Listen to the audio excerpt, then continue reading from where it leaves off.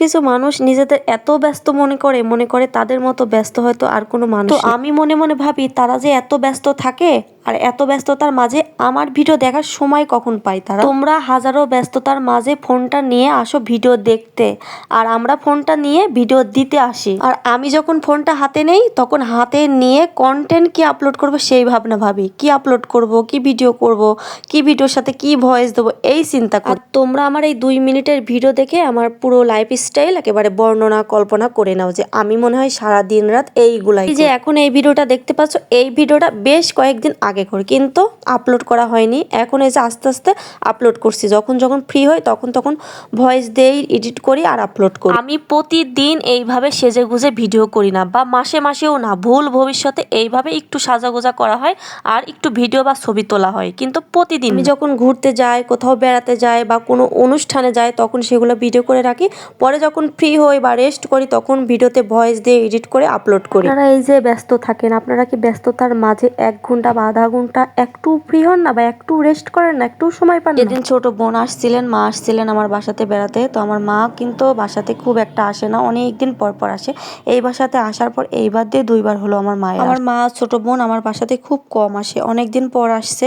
আর আসার পর 5-6 দিন মতো ছিল, আর এই 5-6 দিনের মধ্যে 2 দিন শুধু বোনের সাথে একটু ভিডিও করছি। আর ভিডিও করছি খুব বেশি হলে 1 ঘন্টা মতো, মানে দিনের 1 ঘন্টা সময় কার না থাকে। আমরা যদি মা বোন গল্প করতে বসি ঘন্টার পর ঘন্টা এমনিতেই শেষ হয়ে। গিয়েছিলাম আমরা 2 বোন ভিডিও করার জন্য, ছবি নেওয়ার জন্য। পরে দেখছি আপনাদের দাদাবাবু চলে আসছে। ও তো খুবই ব্যস্ত মানুষ, সেইভাবে সময় পায় না আমাকে সময় দেওয়ার জন্য। সেদিন অফিস থেকে ফিরে রেস্ট করতেছিল, এই জন্য আমি আর ডাকি নাই, আমরা দুজনেই চলে আসছি। কিছুক্ষণ পর দেখছি সেও চলে আসছে, আমি তো দেখে অবাক। সে নিজের ইচ্ছায় আমার সাথে আসছে ভিডিও করতে, ছবি তুলতে। এর আগে কখনোই ইচ্ছে করে আমার সাথে ছবি বা ভিডিও করে না, মানে সবসময় ব্যস্ত থাকে, ক্লান্ত থাকে, এই জন্য এইসব মানে ওর ইচ্ছে করে না আর কি। এই জন্য আমিও জোর করি না, কিন্তু সেদিন ও ইচ্ছে করেই চলে আসছে। আপনাদের দাদাবাবু আমার শাড়ি পরা দেখলে ভীষণ খুশি হয়, কিন্তু আমি শাড়ি পরে স্বাচ্ছন্দ্য বোধ করি না, জন্য পরা হয় না। তবে মাঝে মাঝে পরা হয় তার ইচ্ছেতেই। আর এই যে এখন পরছি এই শাড়িগুলো, সে বলে আমাকে বাসাতে পরতে। এই শাড়ি পরে কি বাসাতে মানে স্বাচ্ছন্দ্য বোধ করে থাকা কি সম্ভব আপনারাই বলেন? কিন্তু তাকে বললে সে তো বোঝে না, সে বলে যে এই শাড়িগুলোই পরে তার সামনে নাকি ঘুরতে হবে আমাকে সবসময়। মাত্র 1 ঘন্টা পরে থাকছে, তাতেই আমার অস্বস্তি শুরু হয়ে গেছে আর কি। দুদিন হয়ে গেছে তাও আমি ঠিকঠাক ভাবে শাড়ি পরা শিখি নাই। আমি জানি না আমি কতটা রোমান্টিক, তবে আমার থেকে আপনাদের দাদাবাবু অনেক বেশি রোমান্টিক। অনেকে মনে করে আমি এই যে এত ভিডিও করি আমার স্বামী কেন কিছু বলে না। আমার স্বামী আমাকে কিছুই বলে না, ও সবসময় আমাকে সাপোর্ট করে এই বিষয়ে আর কি।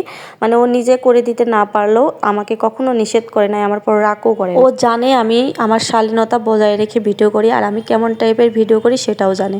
তাই ওকে যতই মানুষ রাগানোর চেষ্টা করুক ও রাগে না। ওর সাথে আমি একই ছাদের তলায় বসবাস করি, তাই ও আমার ব্যাপারে সব কিছু জানে, যে আমি কখন ভিডিও করি কখন করি না, আমি রাত দিন ভিডিও করি কিনা সেটা সব কিছুই ও জানে। ও হয়তো সারাদিন বাসাতে থাকে না, তবে বাসা সারাদিন না থাকলেও দিনের মধ্যে 2-3 বার হলেও বাসাতে আসে। আর সপ্তাহে 2 দিন তার ডেতে ছুটি থাকে, এই জন্য 2 দিন বাসাতে থাকে। তো ও সবসময় তো জানে আমি কখন ভিডিও করি, মানে কতদিন পর ভিডিও করি, সব কিছুই ওর জানা। ভালো করে সাজুগুজু করতে পারে না, মানে হালকা মেকআপ করছি আর শুধু শাড়িটা পরে চলে আসছি দৌড়ে, তাও বাদ বাকি সাজাগুজো ছাদে এসেই করেছি। আর শাড়িটা আমি যেভাবে পরতে চেয়েছিলাম সেইভাবে আর কি হয়নি, মনের মতো হয়নি। সেদিন ওটা ছবিগুলো আস্তে আস্তে আপলোড করে দেবো। আর কারা কারা ছবিগুলো দেখতে চান অবশ্যই কমেন্ট করে জানাবেন। মাঝে মাঝে ভাবি মানুষের কথা গায়ে মাখবো না, এড়িয়ে চলবো, তবে মাঝে মাঝে জবাবও দিতে হয়, জবাব না দিলেও হয় না আর কি। আমাকে যারা ভালোবাসেন, আমার ভিডিও যারা পছন্দ করেন তাদের জন্যই মূলত আমার এই ভিডিও। তো বাই বাই, আজকের ভিডিও এই পর্যন্ত। সকলে ভালো থাকবেন।